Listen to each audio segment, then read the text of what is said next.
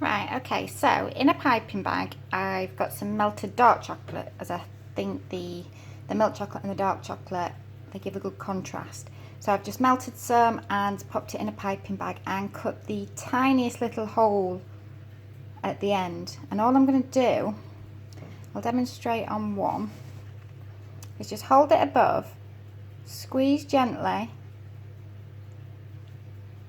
and my hole's not big enough.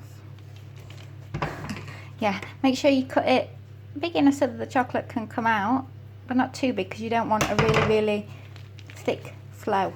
Anyway, so we'll try that again. So I've cut a little bit of a bigger hole and I'm gonna squeeze it gently and just run across from side to side, like so. And look at that effect. Now, if you want to do more quickly, make sure you hold your piping bag quite tight because as you can see, it's starting to come out at one end. So what you could do is just go right across them all really quickly. Now, I find that I don't get a uniformed line like that. I'm not very steady-handed like this. But it depends on what design you're going for. So I'll do another one. So hold it across gently. Apply even pressure as you're going over. You have to work quite quick because the chocolate does start to set quite quickly in the piping bag.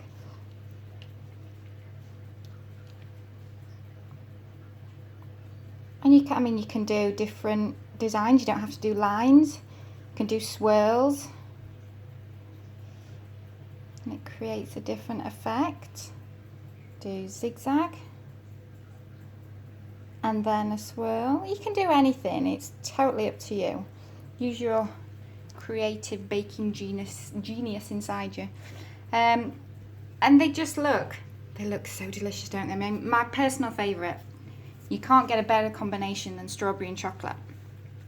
You can then, whilst the chocolate's still tacky, you could sprinkle over with some sprinkles.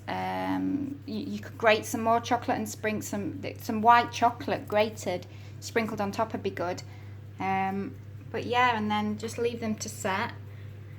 You can use these to decorate your cakes, cupcakes, or I've made these just simply to eat. I'm going to treat my husband. A naughty treat, but not too naughty that you have to feel too guilty over. So I'm just going to finish decorating the rest of them and then let them chill and they'll be ready to eat.